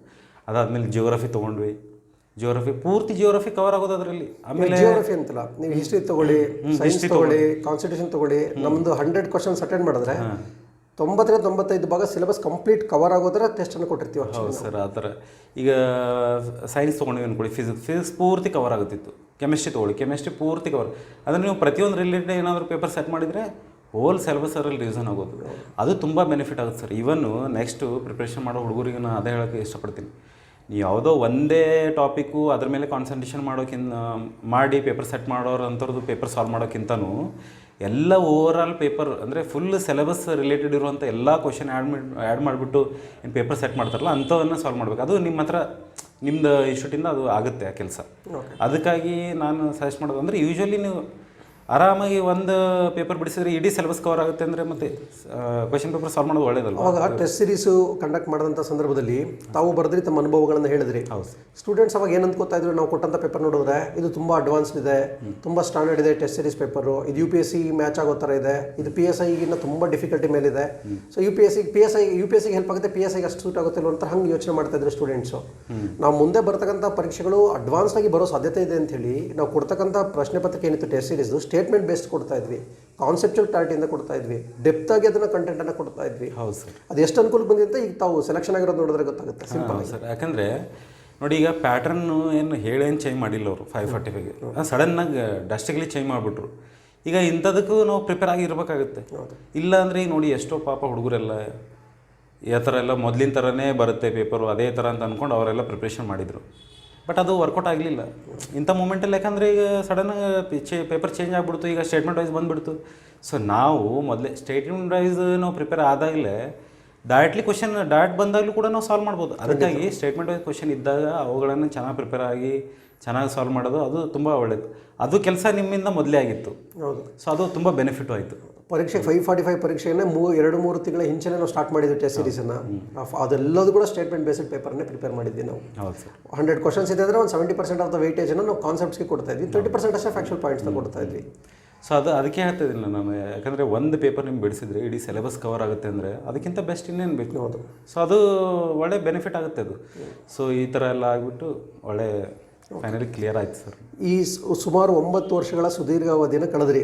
ಕಾನ್ಸ್ಟೇಬಲ್ ನೌಕರಿಗೆ ರಿಸೈನ್ ಮಾಡಾಗಿತ್ತು, 9 ವರ್ಷದಿಂದ ಸಿದ್ಧತೆ ನಡೆಸ್ತಾಗ್ತಾಯಿತ್ತು, 8-9 ಸಾರಿ ಬರೆದು ಪರೀಕ್ಷೆ ಫೇಲ್ ಆಗಿತ್ತು. ಇಷ್ಟೆಲ್ಲ ಆದರೂ ನೆಕ್ಸ್ಟು ಪರೀಕ್ಷೆಗೆ ಓದಬೇಕು ಅನ್ನೋದು ಒಂದು ಹಠ ಆಗಲಿ ಅಥವಾ ಓದಬೇಕು ಅನ್ನೋ ಒಂದು ಆಸಕ್ತಿಗಲಿ ಯಾವ ರೀತಿ ಕಾಪಾಡ್ಕೊಡ್ರಿ ಅಂತ, ಅಷ್ಟು ಸರಿ ಫೇಲ್ ಆಗಿ ಅಷ್ಟು ವರ್ಷಗಳ ಕಾಲ ಖಾಲಿ ಕೂತು ಕೂಡ? ಯಾಕಂದರೆ ಸರ್, ಈಗ ನಾನು ರಿಸೈನ್ ಮಾಡಂತೂ ಬಂದಿದ್ದೆ. ಅದು ರಿಸೈನ್ ಮಾಡಿರೋ ಸಿಚುವೇಶನ್ ಸ್ಥಿತಿ ಹೇಗಿರುತ್ತೆ ಅನ್ನೋದು ನಿಮಗೂ ಗೊತ್ತಿದೆ. ಖಂಡಿತ. ಸೊ ಆ ರಿಸೈನ್ ಮಾಡಂತೂ ಬಂದೆ, ಎಕ್ಸಾಮ್ ಅಂತೂ ಬರೀತಾ ಇದ್ದೀನಿ, ಒಂದೂ ಕ್ಲಿಯರ್ ಆಗ್ತಾಯಿಲ್ಲ. ಏನು ಮಾಡೋದು ಈಗ? ನಾನು ಜಾಬ್ ಅಂತೂ ತೊಗೊಳ್ಳೇಬೇಕು, ಯಾವುದೇ ಕಂಡೀಷನಲ್ಲೂ ನಾನು ಜಾಬ್ ತೊಗೊಳ್ಳೇಬೇಕು. ಅದಕ್ಕೆ ಸೊ ನಮ್ಮ ರೂಮ್ಮೇಟ್ ಅವರು ರಜನಿಕಾಂತ್ ಅಂತ ಇದ್ದಾರೆ, ಅವರು ಈಗ ಅಸಿಸ್ಟೆಂಟ್ ಕಮಿಷನರ್ ರಾಯಚೂರಲ್ಲಿ ಇದ್ದಾರೆ. ಅವರು ನಮ್ಮ ರೂಮ್ಮೇಟ್ ಆಗಿದ್ದರು. ಅವರು ಇವಾಗ ಅದೇ 2 ಟೈಮ್ಸ್ ಕ್ಲಿಯರ್ ಮಾಡಿದ್ದಾರೆ ಅವರು. ಸೊ ಅವರು ಇವಾಗಲೂ ಡೈಲಿ ಫೋನ್ ಮಾಡ್ತಾರೆ ನನಗೆ, ಮೋಟಿವೇಟ್ ಮಾಡ್ತಾ ಇರ್ತಾರೆ. ನಿನ್ನ ಹತ್ರ ಎಬಿಲಿಟಿ ಇದೆ. ತುಂಬ ಒಳ್ಳೆ ಮೋಟಿವೇಟರ್ ಆ್ಯಕ್ಚುಲಿ ಅವರು. ಒಳ್ಳೆ ಮೋಟಿವೇಟರ್. ಎಂಥವ್ರು ಕೂಡ ಮೋಟಿವೇಟ್ ಆಗ್ತಾರೆ. ಎಂಥವ್ರು ಕೂಡ ಮೋಟಿವೇಟ್ ಆಗ್ತಾರೆ. ಅವ್ರನ್ನ ಪರ್ಸನಲ್ ಆಗಿ ನನಗೂ ವೈಯಕ್ತಿಕವಾಗಿ ಸಂಪರ್ಕ ಇದ್ರಿಂದ ಅವ್ರ ಹತ್ರ ನಾನು ಕೂಡ ಮಾತಾಡಿರೋದ್ರಿಂದ ಅವರ ನಾಲೆಡ್ಜ್ ಬಗ್ಗೆ ನನಗೆ ಐಡಿಯಾ ಇದೆ. ಹೌದು sir. Very good speaker actually ಅವರು. ಉತ್ತಮವಾದ ಮಾತುಗಾರ, ಉತ್ತಮವಾದ ಮೋಟಿವೇಟರ್ ಆ್ಯಕ್ಚುಲಿ. ಹೌದು. ಸೊ ತುಂಬ ಒಳ್ಳೆ ಮೋಟಿವೇಟರ್ ಇದ್ದಾರೆ ಅವರು. ಅವಾಗ ನನಗೆ ಮೋಟಿವೇಶನ್ ಮಾಡೋರು ಅವರೇ. ನೋಡಪ್ಪ ನಿಂದ ಆಗುತ್ತೆ 100%, ನೀನು ಚೆನ್ನಾಗಿ ಓದು, ಯಾವುದೇ ಸಪೋರ್ಟ್ ಇದ್ದರೆ ಸಪೋರ್ಟ್ ಬೇಕಿದ್ರೆ ನನಗೆ ಹೇಳು, ಯಾವುದು ಏನು ಸಮಸ್ಯೆ ಇದೆ, ಓದೋದ್ರಲ್ಲಿ ಏನಾದರೂ ಸಮಸ್ಯೆ ಆಗ್ತಾಯಿದೆಯಾ, ಮತ್ತೊಂದರಲ್ಲಿ ಆಗ್ತಾಯಿದೆ ನನಗೆ ಹೇಳು, ನಾನೆಲ್ಲ ಸಾಲ್ವ್ ಮಾಡ್ತೀನಿ, ವರಿ ಮಾಡಿಬಿಡ, ಚೆನ್ನಾಗಿ ಓದು. ಸೊ ಇಂಥವ್ರ ಮೋಟಿವೇಶನ್ ನಂಗೆ ತುಂಬ ಸಿಕ್ಕಿದೆ. ಅದಾದಮೇಲೆ ಫ್ರೆಂಡ್ ಸರ್ಕಲ್ ಅವರೆಲ್ಲ ತುಂಬ ಚೆನ್ನಾಗಿ ಸಪೋರ್ಟ್ ಮಾಡಿದ್ದಾರೆ ನನಗೆ. ಯಾವುದೇ ಒಂದು ನೋಟ್ಸ್ ಆಗಲಿ ಮತ್ತೊಂದಾಗಲಿ, ಫ್ರೆಂಡ್ ಸರ್ಕಲ್ಗಂತೂ ನಾನು ಹ್ಯಾಟ್ಸ್ ಆಫ್ ಹೇಳಬೇಕು, ತುಂಬ ಒಳ್ಳೆ. ಈವನ್ ಎಕಾನಾಮಿಕಲಿ ನನಗೇನಾದರೂ ತೊಂದರೆ ಇದ್ದರೆ ಹೆಲ್ಪ್ ಮಾಡಿದವ್ರು. ಸೊ ನೋಟ್ಸ್ ಏನಾದರೂ ಸಾಕಷ್ಟು ಈಗ 9 ಇಯರ್ಸ್ ಅಂದರೆ ತಮಾಷೆ ಅಲ್ಲ, ಆ್ಯಕ್ಚುಲಿ ತಮಾಷೆ ಅಲ್ಲ, ಕಡಿಮೆ ಅವಧಿ ಅಲ್ಲ. ಇಂಥ ಟೈಮಲ್ಲಿ ಎಕಾನಾಮಿಕಲಿ ನಾನು ಸ್ಟೇಬಲ್ ಆಗಿರಬೇಕು. ನನಗೆ ಎಷ್ಟೋ ಜನ ಸರ್ 9 ವರ್ಷದಲ್ಲಿ ಹೇಳಬೇಕಂದ್ರೆ ಟಿಫನ್ ಮಾಡದೇ ಇರೋ ದಿನಗಳೆಷ್ಟೋ ಗೊತ್ತಿಲ್ಲ, ಮಧ್ಯಾಹ್ನ ಊಟ ಮಾಡದೇ ಇರೋ ದಿನಗಳೆಷ್ಟೋ ಗೊತ್ತಿಲ್ಲ, ನೈಟ್ ಊಟ ಮಾಡ್ದೇ ಮಲಗಿದ್ದ ದಿನಗಳು ಎಷ್ಟೋ ಗೊತ್ತಿಲ್ಲ. ಈ ಥರ ಎಲ್ಲ ಭಾಳ ಸಮಸ್ಯೆ ಇದೆ ಸರ್. ಅಂದರೆ ಎಲ್ಲ ಹೌದು, ಪ್ರತಿಯೊಂದು ಥರ ಒಂದು ಸಲನೂ ನಾನು ಫ್ರೆಂಡ್ಸಿಗೆ ಹೇಳ್ಕೊಂಡೆ ಸಪೋರ್ಟ್ ಮಾಡ್ತಾಯಿದ್ರು, ಆದರೆ ಎಷ್ಟು ಸರಿ ಅಂತ ಹೇಳ್ತೀರ. ಹೌದು, ಈ ಥರ ಎಲ್ಲ ಇದೆ. ಸೊ ಫೈನಲಿ ಎಲ್ಲ ಆಯಿತು. ಅದಕ್ಕೆ ಮೋಟಿವೇಶನ್ ಅಂತೂ ನಾನು ಓನಾಗಿ ನಾನು ಸ್ಟ್ರಾಂಗ್ಲಿ ಇದ್ದೆ ಸರ್. ನಾನು ಪೋಸ್ಟ್ ತೊಗೊಳ್ಬೇಕಂದ್ರೆ ತೊಗೊಳ್ಬೇಕದು ಎಷ್ಟೇ ಕಷ್ಟ ಆಗಲಿ. ಸೊ 7 ಸಾರಿ ನಾನು PSI ಬರೆದ್ರೂ ಆಗಲಿಲ್ಲ, 8ನೇ ಸಾರಿ ಕ್ಲಿಯರ್ ಆಯಿತು. ಓಕೆ, ಈ ಥರ ಈ 9 ವರ್ಷಗಳ ಜರ್ನಿನಲ್ಲಿ ರೊಟೀನ್ ಏನು ಫಾಲೋ ಮಾಡ್ತಾಯಿದ್ರಿ? ಈಗ ಒಂದು ದಿವಸ ತೊಗೊಂಡ್ರೆ ಬೆಳಗ್ಗೆಯಿಂದ ಸಂಜೆವರೆಗೂ ಯಾವ ರೀತಿ ಟೈಮ್ ಡಿವೈಡ್ ಮಾಡ್ಕೊತಾ ಇದ್ರಿ, ಯಾವ ರೀತಿ ಪ್ರಿಪ್ರೇಷನ್ ಮಾಡ್ತಾಯಿದ್ರಿ, ಯಾವ ಥರ ಸಬ್ಜೆಕ್ಟಿಗೆ ವೆಯ್ಟೇಜ್ ಕೊಡ್ತಾಯಿದ್ರಿ, ಪೇಪರ್ 1 ಪೇಪರ್ 2 ಯಾವ ರೀತಿ ಸಮಯ ಎರಡಕ್ಕೂ ಬ್ಯಾಲೆನ್ಸ್ ಮಾಡ್ತಾಯಿದ್ರಿ? ಹಾಂ ಸರ್, ಅಲ್ಲೀಗ ಪೇಪರ್ 1 ಬಂದರೆ ಪೇಪರ್ 1 ಡೈಲಿ ನ್ಯೂಸ್ ಪೇಪರ್ ಓದ್ತಿದ್ದೆ. ಓಕೆ, ಡೈಲಿ ನ್ಯೂಸ್ ಪೇಪರ್ ಓದ್ಬಿಟ್ಟು ಅದು ನೋಟ್ಸ್ ಮಾಡ್ಕೊಂಡಿರ್ತೀನಿ. ನಾನು ಎಕ್ಸ್ಟ್ರಾ ಪ್ರಿಪ್ರೇಷನ್ ಅಂತ ಹಿಂಗೆ ಫಸ್ಟ್ ಪೇಪರ್ಗಂತ ಮಾಡಿಲ್ಲ. ಓಕೆ, ಯಾಕಂದರೆ ಆ ನೋಟ್ಸ್ ಎಲ್ಲ ಮಾಡ್ಕೊಂಡ್ಬಿಟ್ಟು ಪಾಯಿಂಟ್ಸನ್ನು ಯಾವ ಥರ ಆ್ಯಡ್ ಮಾಡಿಬಿಟ್ಟು ಎಸ್ಸೆ ಬರೀಬೇಕು ನನಗೆ ಸ್ವಲ್ಪ ಕ್ಲಾರಿಟಿ ಇತ್ತು. ಅದಾದಮೇಲೆ ಟ್ರಾನ್ಸ್ಲೇಷನ್ ಅಂತೂ ಏನೂ ತೊಂದರೆ ಇರಲಿಲ್ಲ, ಯಾಕಂದರೆ ಅದೆಲ್ಲ ಓದ್ತಿದ್ನಲ್ಲ ಇಂಗ್ಲೀಷ್ ಜಾಸ್ತಿ, ಅದಕ್ಕಾಗಿ. ಸೊ ಫಸ್ಟ್ ಪೇಪರ್ಗೆ ನಾನು ಸ್ಪೆಸಿಫಿಕ್ಕಾಗಿ ಎಲ್ಲೂ ಅಂತ ಜಾಸ್ತಿ ಟೈಮ್ ಕೊಡಲಿಲ್ಲ. ಸೆಕೆಂಡ್ ಪೇಪರ್ ಬಂದಾಗ ನಾನು ಏನು ಮಾಡಿದೆ ಅಂದರೆ, ಈಗ ಒಂದೊಂದು ಸಬ್ಜೆಕ್ಟ್ ಇದೆ ಅಂದ್ಕೊಳ್ಳಿ, ಫುಲ್ ಡೇ ಅದನ್ನು ಆ ಸಬ್ಜೆಕ್ಟ್ ಪೂರ್ತಿ ಸಿಲೆಬಸ್ ಮುಗಿಯೋವರೆಗೆ ಅದನ್ನೇ ಹಿಡ್ಕೊಂಡು ಇರ್ತಿದ್ದೆ ನಾನು. ಒಂದು ಸಬ್ಜೆಕ್ಟ್ ಹಿಸ್ಟ್ರಿ ತೊಗೊಂಡ್ರೆ ಮುಗಿಸೋವರೆಗೆ ಓದೋದು ಅದನ್ನು 2, 3, 4, 5 ಎಷ್ಟೇ ಡೇಸ್ ಹೋಗಲಿ ಓದೋದು. ಹೈಲೈಟ್ ಮಾಡಿದ್ದು ಇರ್ತಿತ್ತು ಸ್ಟಾರ್ಟಿಂಗಿಂದ. ಸೊ ಅದನ್ನೇ ಕರೆಕ್ಟಾಗಿ ನೋಡಿಕೊಂಡು ರಿಮೆಂಬರಿಂಗ್ ಮಾಡಿಕೊಂಡು ಹಾಗೆ ಓದ್ತಾ ಇದ್ದೆ. ಮತ್ತೆ ನೆಕ್ಸ್ಟ್ ಜಿಯೋಗ್ರಫಿ ತೊಗೊಳ್ಳೋದು, ಮತ್ತೆ ಓದೋದು. Daily news paper current affairs ಅಂತೂ ಅಪ್ಡೇಟ್ ಇರ್ತಿದ್ದೆ, ಯಾಕಂದರೆ ಡೈಲಿ ನ್ಯೂಸ್ ಪೇಪರ್ ಓದ್ತಿದ್ವಿ. ಅದಾದಮೇಲೆ ಕರೆಂಟ್ ಅಫೇರ್ಸ್ ಏನೂ ತೊಂದರೆ ಇರಲಿಲ್ಲ. ಅದು ರುಟೀನಲ್ಲಿ ಒಂದೊಂದು ಸಬ್ಜೆಕ್ಟ್ 4-5 ಡೇಸ್ ಈ ಥರ ತೊಗೊಂಡು ಹೋಗೋದು. ಮತ್ತು ಹಾಗೆ ರಿವಿಷನ್ ಆಗ್ತಾಯಿತ್ತು. ಸೊ ಯಾವುದೇ ಕ್ವೆಶನ್ ಬಂದರೂ ಕೂಡ ಅದು ನನಗೆ ಗೊತ್ತಿಲ್ಲ ಅಂದರೂ ಒಂದು ಎಲಿಮಿನೇಷನ್ ಪ್ರೊಸೆಸ್ ಯೂಸ್ ಮಾಡಿನೋ, ಯಾಕಂದರೆ ತುಂಬ ಓದಿದ್ದಿತ್ತಲ್ಲ, ವಿಸ್ತಾರವಾಗಿ ಓದಿದ್ದೆ ನಾನು ಮೊದಲಿಂದನೂ. ಎಲಿಮಿನೇಷನ್ ಪ್ರೊಸೆಸ್ ಯೂಸ್ ಮಾಡಿನೋ ಮತ್ತೊಂದು ಮಾಡಿನೋ ಅದನ್ನು ಕರೆಕ್ಟ್ ಮಾಡ್ತಿದ್ದೆ ನಾನು. ಸೊ ಈ ಥರ ಅಂದರೆ ಓದ್ದಂಗೆ ಸ್ವಲ್ಪ ಓದ್ತಾ ಹೋದಂಗೆ ಸ್ವಲ್ಪ ಡೆವಲಪ್ಮೆಂಟ್ ಆಯ್ತು ಅದರಲ್ಲಿ. ಸೊ ಈ ಥರ ಎಲ್ಲ ಶೆಡ್ಯೂಲ್ ಮಾಡ್ಕೊಂಡಿದ್ದೆ. ಅಂದರೆ ಡೇ GS ಓದ್ತಾ ಇದ್ರಿ, ನ್ಯೂಸ್ ಪೇಪರ್ ಓದ್ಕೊಂಡು ಅದನ್ನು ಪೇಪರ್ಗೂ ಬಳಸ್ಕೊತಾ ಇದ್ರಿ, ಕರೆಂಟ್ ಅಫೇರ್ಸ್ಗೂ ಬಳಸ್ಕೊತಾ ಇದ್ರಿ, ಈ ರೀತಿ ಬ್ಯಾಲೆನ್ಸ್ ಮಾಡ್ತಾ ಹೋಗ್ತಾ ಇದ್ರಿ. ಆ ಥರ ಆಗ್ತಾಯಿತ್ತು ಸರ್. ಆ ಕರೆಂಟ್ ಅಫೇರ್ಸ್ಗೆ ಸ್ಪೆಸಿಫಿಕ್ ಆಗಿ ನೋಡೋದಾದರೆ ಯಾವುದಾದ್ರೂ ವೆಬ್ಸೈಟನ್ನು ಈ ಥರದ್ದು ಯಾವ್ದಾದ್ರು ಫಾಲೋ ಮಾಡಿದ್ದು ಉಂಟಾ ತಾವು? ಹಾಂ ಸರ್, ಕರೆಂಟ್ ಅಫೇರ್ಸ್ಗೆ ಏನು ಮಾಡ್ತಿದ್ದೆ ಅಂದರೆ, ಈ GK ಟುಡೇ ಬರುತ್ತೆ ಸರ್, ಮಂತ್ಲಿ ಮ್ಯಾಗ್ಝಿನ್ ಥರ ಬರುತ್ತೆ, ಅವರು ಕ್ವಶನ್ ಫ್ರೇಮ್ ಮಾಡಿಕೊಡ್ತಾರೆ, ಅದನ್ನು ಮಂತ್ಲಿ ತೊಗೊಂಡು ಓದ್ತಿದ್ದೆ ನಾನು. ಬಟ್ ಈಗ ಮೊನ್ನೆ PSI 545 ಇದ್ದಾಗಲೂ ಕೂಡ GK ಟುಡೇ ಅಂತೂ ಓದಿದ್ದೆ ನಾನು ಕಂಪಲ್ಸರಿ. ಆಮೇಲೆ KPSC ಕನ್ನಡಿಗ ಅನ್ನೋದೊಂದು ಅವರೊಂದು ಕ್ವಶನ್ಸ್ ಇದೇ ಥರ ಫ್ರೇಮ್ ಮಾಡಿಬಿಡ್ತಾಯಿದ್ರು. ನನ್ನ ಪ್ರಕಾರ ಕರೆಂಟ್ ಅಫೇರ್ಸ್ KPSC ಕನ್ನಡದಲ್ಲಿ ಅಷ್ಟು ಇದಾವೆ ಸರ್. ಈ ಮೊನ್ನೆ KPSC ಕನ್ನಡಿಗ ಅದು ಗೊತ್ತಿಲ್ಲ, ನಾನು ಫಸ್ಟ್ ಟೈಮ್ ಓದಿದ್ದೆ ಅದನ್ನು. ಸೊ ಅದನ್ನು ಚೆನ್ನಾಗಿ ಓದ್ಕೊಂಡೆ, ರಿವಿಷನ್ ಸಖತ್ತಾಗಿ ಮಾಡಿದ್ದೆ ನಾನು ಅದನ್ನು. ಸೊ KPSC ಕನ್ನಡಿಗ ಕರೆಂಟ್ ಅಫೇರ್ಸ್ ನನ್ನ ಕೈ ಹಿಡಿತು ಸರ್, ಅದು ಹೆಲ್ಪ್ ಒಳ್ಳೆ ಮಾರ್ಕ್ಸ್ ಬಂದಿದೆ. ಕರೆಂಟ್ ಅಫೇರ್ಸ್ ಒಂದೇನೋ ಮಾತ್ರ ರಾಂಗ್ ಆಗಿದೆ, ನಾನು ಬಾಕಿ ಎಲ್ಲ ಕರೆಕ್ಟ್ ಆಗಿದೆ. ಈ ಥರ ಅಲ್ಲಿ ಕೈ ಹಿಡಿತು. ಆಮೇಲೆ ಎಕ್ಸಾಮ್ ಇದಂತೂ ಸಿಲೆಬಸ್ ರಿಲೇಟೆಡ್ ಹ್ಯುಮ್ಯಾನಿಟೀಸ್ ಸಬ್ಜೆಕ್ಟಿಗೆ ಮಲ್ಟಿಪಲ್ ಚಾಯ್ಸ್ ಕ್ವಶನ್ಸ್ ತುಂಬ ಚೆನ್ನಾಗಿದ್ದಾವೆ. Topper.com ಅಂತ ಇದೆ, ಅದೆಲ್ಲ ಕ್ವಶನ್ ತುಂಬ ಚೆನ್ನಾಗಿ ಕೈ ಹಿಡಿತು ಅದರಲ್ಲಿ. Topper.com ಅಲ್ಲಿ ನೀವು ಸರ್ಚ್ ಮಾಡ್ತಾ ಹೋದಂಗೆ ಸ್ಟೇಟ್ಮೆಂಟ್ ವೈಸ್ ಕ್ವಶನ್ ಬರುತ್ತೆ, ಅದು ತುಂಬ ಹೆಲ್ಪ್ ಆಗುತ್ತೆ. Topper.com ಅಂತೂ ಹೆವಿ ಕ್ವಶನ್ಸ್ ಇದ್ದಾವೆ, ಅಷ್ಟೆಲ್ಲ ಸಾಲ್ವ್ ಮಾಡೋಕ್ಕಾಗಲ್ಲ. ಆದರೂ ಕೂಡ ನಾನು ಟ್ರೈ ಮಾಡಿದ್ದೆ ಸ್ವಲ್ಪ. ಸೊ ತುಂಬ ಹೆಲ್ಪ್ ಆಯ್ತು ಅದನ್ನು. ಈ ಥರ ಎಲ್ಲ ವೆಬ್ಸೈಟ್ಗಳು ತುಂಬ ಹೆಲ್ಪ್ ಮಾಡಿದ್ದಾವೆ ನನಗೆ. ಇದಾದ ನಂತರ ನಾವು ನೋಡೋದಾದರೆ ಎನ್ವಿರಾನ್ಮೆಂಟ್ ಆ್ಯಂಡ್ ಎಕಾಲಜಿ ಪರಿಸರ ಅಧ್ಯಯನಕ್ಕೆ ಸಂಬಂಧಪಟ್ಟಂತೆ ಕೂಡ ಸಾಕಷ್ಟು ಪ್ರಶ್ನೆಗಳು ಬರುತ್ತೆ PSI ಪರೀಕ್ಷೆಗಳಲ್ಲಿ, ಅಥವಾ ಇತ್ತೀಚಿನ KPSC ಆದಂಥ FDA SDA ಬಹುಪಾಲು ಪರೀಕ್ಷೆಗಳಲ್ಲಿ ಬರುತ್ತೆ. ಎನ್ವಿರಾನ್ಮೆಂಟ್ ಎಕಾಲಜಿ ಯಾವ ರೀತಿ ಸಿದ್ಧತೆಯನ್ನು ಮಾಡ್ಕೊಂಡಿರ್ತಾವೆ ಸರ್? ಎನ್ವೈರ್ಮೆಂಟ್ಗೆ ನಾನು SL ಭೈರಪ್ಪ ಅಂತ ಒಂದು ಬುಕ್ ಬರುತ್ತೆ, ಅದು ತುಂಬ ಚೆನ್ನಾಗಿದೆ ಸರ್. ಅದು ಫುಲ್ಲು ಬೇಸಿಕ್ಕಿಂದ ಎಲ್ಲನೂ ಎನ್ವೈರ್ಮೆಂಟ್ ರಿಲೇಟೆಡ್ ತುಂಬ ಚೆನ್ನಾಗಿದೆ. ಅದನ್ನು ನಾನು ಓದ್ಕೊಂಡಿದ್ದೆ ತುಂಬ ಚೆನ್ನಾಗಿ, ಅಂದರೆ 2-3 ಸಾರಿ ಓದ್ಕೊಂಡಿದ್ದೆ ಅದನ್ನು. ಸೊ ಅದು ಆದಮೇಲೆ ಈ ಕರೆಂಟ್ ಅಫೇರ್ಸಲ್ಲೆಲ್ಲ ಬರ್ತಿತ್ತಲ್ಲ ಪೇಪರಲ್ಲೆಲ್ಲ, ಸ್ವಲ್ಪ ಅದಕ್ಕೆ ರಿಲೇಟೆಡ್ ಏನಾದರೂ ನ್ಯೂಸ್ ಬಂದರೆ ಅದನ್ನು ನೋಟ್ ಮಾಡಿ ಇಟ್ಕೋತಿದ್ದೆ. ಆ ಥರ ನಾನು ಎನ್ವೈರ್ಮೆಂಟ್ ಪ್ರಿಪೇರ್ ಆಗಿದ್ದೀನಿ. ಇನ್ನು ಸೈನ್ಸ್ ಆ್ಯಂಡ್ ಟೆಕ್ನಾಲಜಿ ಬಂದಾಗ ಬುಕ್ ಅಂತೂ ಬೇಸಿಕ್ ಎಲ್ಲ ಚೆನ್ನಾಗಿ ಓದ್ಕೊಂಡಿದ್ದೆ. ಹರಿಪ್ರಸಾದ್ ಅವ್ರದ್ದು ಬುಕ್ ಇತ್ತು, ಆಮೇಲೆ ವಿನೋದ್ ಅಂತ ಇದ್ದಾರೆ, ಅವ್ರ ಬುಕ್ ಇದೆ. ಬೇಸಿಕ್ ಎಲ್ಲ ಚೆನ್ನಾಗಿ ಅದರಲ್ಲೂ ನೋಡ್ಕೊಂಡ್ಬಿಟ್ಟು ಆಮೇಲೆ ಮತ್ತೆ ಕರೆಂಟ್ ಅಫೇರ್ಸ್ ರಿಲೇಟ್ ಮಾಡ್ತಿದ್ದೆ. ಅದಕ್ಕೆ ಮತ್ತೆ ಏನೇನು ಅಪ್ಡೇಟ್ ಆಗ್ತಾ ಇದೆ ಅದನ್ನೆಲ್ಲ ಕರೆಕ್ಟಾಗಿ ನೋಟ್ ಮಾಡ್ಕೊಂಡ್ಬಿಟ್ಟು ಅದ್ರ ಪ್ರಕಾರ ನಾನು ಸ್ಟಡಿ ಮಾಡ್ತಾ ಹೋಗ್ತಿದ್ದೆ. ಎಲ್ಲ ಸಬ್ಜೆಕ್ಟ್ಗಳಿಗೂ ಇದೇ ಥರ ಪಾಲಿಟಿ ಏನಾದರೂ ಸ್ವಲ್ಪ ಹೊಸ ಇಶ್ಯೂ ಏನಾದರೂ ಬಂದರೆ ಸೊ ಅಂಥದ್ದು ಎಲ್ಲ ನೋಟ್ ಮಾಡಿಕೊಂಡು ಈ ಥರ ಆಗುತ್ತೆ ಅಂತ ಸ್ವಲ್ಪ ಪಾಲಿಟಿ ರಿಲೇಟೆಡ್ ಏನಾದರೂ ಕರೆಂಟ್ ಅಫೇರ್ಸ್ ಇದ್ದರೆ ಅದನ್ನು ಅಪ್ಡೇಟ್ ಮಾಡ್ತಿದ್ವಿ. ಹೀಗೆ ಸರ್ ಪ್ರತಿಯೊಂದು ಎಕನಾಮಿಕ್ಸ್ ರಿಲೇಟೆಡ್ ಅಂತೂ ಪೇಪರಲ್ಲಿ ಹೆವಿ ಡಾಟಾ ಬರುತ್ತೆ ಎಕನಾಮಿಕ್ಸ್ ರಿಲೇಟೆಡ್. ಸೊ ಅದನ್ನೆಲ್ಲ ನೋಟ್ ಮಾಡಿಕೊಂಡು ಅದನ್ನೇ ಅಪ್ಡೇಟ್ ಮಾಡ್ತಾ ಪ್ರಿಪ್ರೇಷನ್ ಮಾಡ್ತಾ ಇದ್ವಿ. ಈ ಥರ ಪ್ರತಿಯೊಂದು ಸಬ್ಜೆಕ್ಟ್ ತನ್ನದೇ ಆದಂತಹ ಸ್ವಲ್ಪ ಟ್ರಿಕ್ಸನ್ನು ಯೂಸ್ ಮಾಡಬೇಕಾಗುತ್ತೆ. ಅದನ್ನೆಲ್ಲ ಸ್ವಲ್ಪ ಓದ್ತಾ ಹೋದಂಗೆ ಗೊತ್ತಾಗ್ತಾ ಹೋಗುತ್ತೆ ಎಲ್ರಿಗೂ. ಆ ಥರ ಪ್ರಿಪೇರ್ ಆಗ್ತಾ ಹೋಗಿ ಸರ್. ಓಕೆ. ಈ PSI ಹೊರತಾಗಿ ಬೇರೆ ಪರೀಕ್ಷೆ ಯಾವ್ದಾದ್ರು ಬರೆದು ಪಾಸ್ ಆಗಿದೆ ಯಾವ್ದಾದ್ರು ಉಂಟಾ ಸರ್? ಈಗ 2014 KS ಬರ್ದಿದ್ದೀನಿ ನಾನು. ಪ್ರಿಲಿಮ್ಸ್ ಆಯಿತು, ಮೇನ್ಸು ಬರೆದೆ, ಬಟ್ ಕ್ಲಿಯರ್ ಆಗಿ ಬರಲಿಲ್ಲ. ಆಮೇಲೆ 15ನಲ್ಲೂ ಮತ್ತೆ ಪ್ರಿಲಿಮ್ಸ್ ಆಯಿತು, ಮೇನ್ಸ್ ಬರೆದೆ, ಮತ್ತೆ ಅಲ್ಲೂ ಇಂಟ್ರ್ಯೂ ಬರಲಿಲ್ಲ. ಓಕೆ. SDA ಬರೆದೆ, FDA ಬರೆದೆ. ಈಗ FDA 2 ಟೈಮ್ಸ್ ವೆರಿಫಿಕೇಶನ್. ಈಗ ರೀಸೆಂಟ್ ಆಗಿ ವೆರಿಫಿಕೇಶನ್ ಕರೆದಿದ್ದಾರೆ ಒಂದು ಬ್ಯಾಚ್ FDAಗೆ ಬಂದಿದೆ. ವೆರಿಫಿಕೇಶನ್ ಇದೆ ತಮ್ಮದು ಬಂದಿದೆಯಾ? ವೆರಿಫಿಕೇಶನ್ ಬಂದಿದೆ ಸರ್, ಸಬ್ಮಿಟ್ ಮಾಡಿದ್ದೀವಿ ಡಾಕ್ಯುಮೆಂಟ್ಸ್. ಅದೇ ಈಗ ರಿಸಲ್ಟ್ ಏನೋ ಇದೆ ಅಂತ ಹೇಳ್ತಾ ಇದ್ದಾರೆ. SDAನೂ ಮೊದಲು ಒಂದು ಸಾರಿ ನನಗೆ ಡಾಕ್ಯುಮೆಂಟ್ಸ್ ವೆರಿಫಿಕೇಶನ್ ಬಂದಿತ್ತು, ಫೈನಲ್ ಸೆಲೆಕ್ಷನ್ ಆಗಲಿಲ್ಲ. ಮತ್ತೆ ಇವಾಗ ನೆಕ್ಸ್ಟ್ ಬರೋದು ಹೋಪ್ ಇದೆ. ಈಗ ಮತ್ತೆ ಅದು ಕೂಡ ವೆರಿಫಿಕೇಶನ್ ಕರೆಯೋದಿದೆ. ಕರೆಯೋದಿದೆ. ಅದರಲ್ಲೂ ಬರುತ್ತೆ, ಒಳ್ಳೆ ಸ್ಕೋರ್ ಆಗಿದೆ. ಸೊ ಅದನ್ನು ಬರುತ್ತೆ ಅಂದ್ಕೊಂಡಿದ್ದೀನಿ. ಬಟ್ 9 ವರ್ಷದಲ್ಲಿ ಸರ್ ನಾನು ಒಂದೂ ಜಾಬ್ ಆಗಲಿಲ್ಲ. ಫಸ್ಟ್ ಟೈಮ್ 9 ವರ್ಷದಲ್ಲಿ ಜಾಬ್ ಆಗಿದ್ದೆ PSI. ಡಾಕ್ಯುಮೆಂಟ್ಸ್ ವೆರಿಫಿಕೇಶನ್ ಬಂದಿದೆ, ಮೇನ್ಸ್ ಬರೆದಿನಿ, ಅದೆಲ್ಲ ಫೈನಲ್ ಲಿಸ್ಟಲ್ಲಿ ಆಗಲಿಲ್ಲ. ಅದು ಏನು ಗೊತ್ತಿಲ್ಲ, ಮತ್ತೆ ಪೊಲೀಸ್ ಡಿಪಾರ್ಟ್ಮೆಂಟ್ಗೆ ಹೋಗ್ಬೇಕು ನೀನು ಅಂತ ಅಂದ್ಕೊಂಡಿದ್ರು. ಅಂದರೆ ಆ ಥರ ಇತ್ತೋ ಏನೋ ಗೊತ್ತಿಲ್ಲ. ಮತ್ತೆ ಫೈನಲಿ PSIನೇ ಆಗಿಬಿಟ್ಟು. ಓಕೆ. ಒನ್ಸ್ ಅಗೇನ್ ಕಂಗ್ರ್ಯಾಚುಲೇಷನ್ಸ್ ನಮ್ಮ ಕಡೆಯಿಂದ. Sir, thank you. ಈ ಮೂಲಕ, ಈ ಒಂದು ಸಂದರ್ಶನದ ಮೂಲಕ ನೀವು ಯಾರಿಗಾದರೂ ಥ್ಯಾಂಕ್ಸ್ ಹೇಳೋದಿದ್ರೆ? ಸರ್, ನಾನು ನನ್ನ ತಂದೆ ತಾಯಿ, ಯಾಕಂದರೆ ಅವರು ತುಂಬ ಅವ್ರ ಲೈಫೇ ಸ್ಯಾಕ್ರಿಫೈಸ್ ಮಾಡಿದರು ನನಗೆ, ನನ್ನ ಸಲುವಾಗಿ. 14 ವರ್ಷ ಜರ್ನಿ ಇದು ಎಲ್ಲಿ ಕಾಂಪಿಟೇಟಿವ್ ಫೀಲ್ಡಲ್ಲಿ ನಂದು. ಸೊ ಅಷ್ಟೊಂದು ಪೇಷನ್ಸು ಪಾಪ ಅವರು ಇಟ್ಕೊಂಡ್ರು, ನನಗೂ ಇಡೋಕೆ ಬಿಟ್ಟರು. ಸೊ ಅವರಿಗಂತೂ ನಾನು ಥ್ಯಾಂಕ್ಫುಲ್. ಅವ್ರ ಋಣ ಅಂತೂ ಯಾವ ಜನ್ಮದಲ್ಲೂ ತೀರ್ಸೋಕ್ಕಾಗಲ್ಲ. ಅಂಥ ತಂದೆ ತಾಯಿ ನನಗೆ ಸಿಕ್ಕಿದ್ದಾರೆ, ದೇವರ ತಂದೆ ತಾಯಿ ಕೊಟ್ಟಿದ್ದಾರೆ. ಫ್ರೆಂಡ್ ಸರ್ಕಲ್ ಸರ್, ನಮ್ಮ ಫ್ರೆಂಡ್ಸ್ ಎಷ್ಟು ಹೆಲ್ಪ್ ಮಾಡಿದ್ದಾರೆ. 2013 ಜನವರಿಯಿಂದ ಇಲ್ಲಿವರೆಗೆ ಫ್ರೆಂಡ್ಸ್ ಕೇಳಿದಾಗೆಲ್ಲ ದುಡ್ಡು ಕೊಡ್ತಾಯಿದ್ರು ನನಗೆ, ಯಾವತ್ತೂ ಇಲ್ಲ ಅಂತ ಹೇಳಿಲ್ಲ.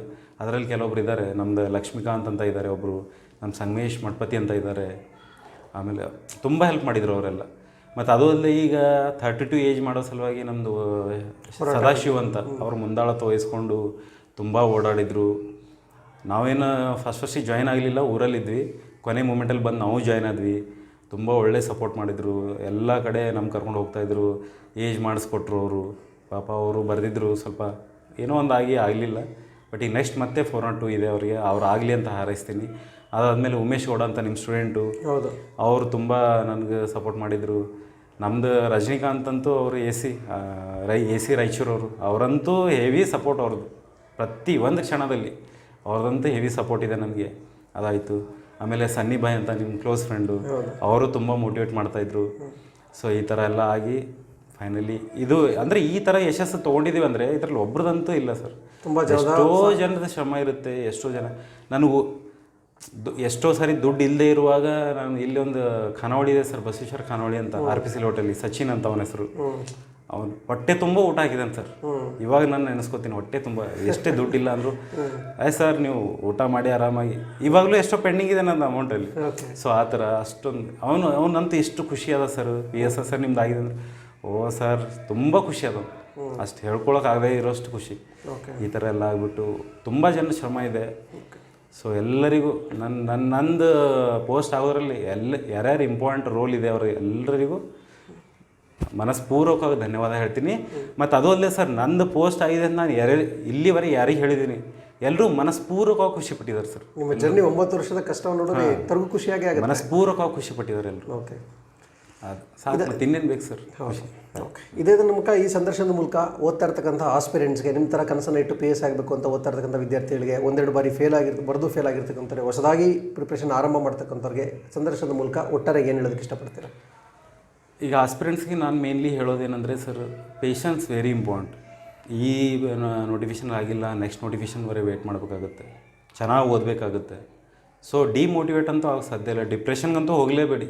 ಯಾಕಂದರೆ ಲೈಫ್ ಹೇಗಾದರೂ ಲೀಡ್ ಆಗುತ್ತೆ.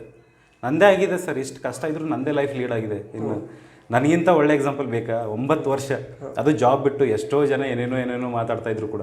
ಅದಕ್ಕಾಗಿ ಪೇಷನ್ಸ್ ಇಟ್ಕೊಳ್ಳಿ, ಚೆನ್ನಾಗಿ ಓದಿ, ಒಳ್ಳೆ ಪ್ರಿಪ್ರೇಷನ್ ಮಾಡಿ, ಯಾವುದ್ರ ಬಗ್ಗೆನೂ ತಲೆ ಕೆಡಿಸ್ಕೊಳ್ಳೋದಿಲ್ಲ. ಓದೋದು ಅದಾದರೆ ಎಲ್ಲರೂ ಚೆನ್ನಾಗಿ ಒಂದಿಲ್ಲ ಒಂದಿನ ನೋಡಿ. ನಾನು ಹೇಳೋದು ಯಾವುದೇ ಕಾರಣಕ್ಕೂ ನಿಮ್ಮ ಅಂದರೆ ಶ್ರಮಕ್ಕೆ ಯಾವುದೇ ಮೋಸ ಇಲ್ಲ, 100% ಆಗುತ್ತೆ. ಅದಕ್ಕಾಗಿ ಚೆನ್ನಾಗಿ ಓದಿ, ಎಲ್ಲರೂ ಕ್ಲಿಯರ್ ಆಗ್ತೀರ. ಇದಿಷ್ಟು ನೀವು ನಿಮಗೆ ನಂಬಿಕೆ ಇರಬೇಕು. ಆ ಥರ ಇದ್ದರೆ 100% ಆಗುತ್ತೆ. ಇಷ್ಟೇ ನಾನು ಹೇಳ್ಬಯಸ್ತೀನಿ sir. Okay, thank you very much. ನಮ್ಮ ಸಂದರ್ಶನಕ್ಕೆ ಭಾಗವಹಿಸಿ ವಿದ್ಯಾರ್ಥಿಗಳಿಗೆ ಒಂದು ಉಪಯುಕ್ತ ಮಾಹಿತಿಯನ್ನು ನೀಡೋದಕ್ಕೆ ಎಲ್ರಿಗೂ ಒಳ್ಳೆಯದಾಗಲಿ. ನಮ್ಮ ಯೂಟ್ಯೂಬ್ ಚಾನಲ್ ಅಂತ ಹರ್ಷ ಆಫೀಸರ್ಸ್ ಅಕಾಡೆಮಿ ಯೂಟ್ಯೂಬ್ ಚಾನಲ್ಗೆ ಎಲ್ಲರೂ ಸಬ್ಸ್ಕ್ರೈಬ್ ಆಗಿ. ನಮ್ಮ ಹಿಂದಿನ ವೀಡಿಯೋಗಳೆಲ್ಲದೂ ಕೂಡ ತಮಗೆ ಲಭ್ಯ ಇರುತ್ತೆ. ಮುಂದೆ ಬರ್ತಕ್ಕಂಥ ವೀಡಿಯೋಗಳು ಕೂಡ ತಮಗೆ ಸಜೆಷನ್ಸ್ ಇರುತ್ತೆ. ಎಲ್ರಿಗೂ ಒಳ್ಳೆಯದಾಗಲಿ. Thank you very much. Bye.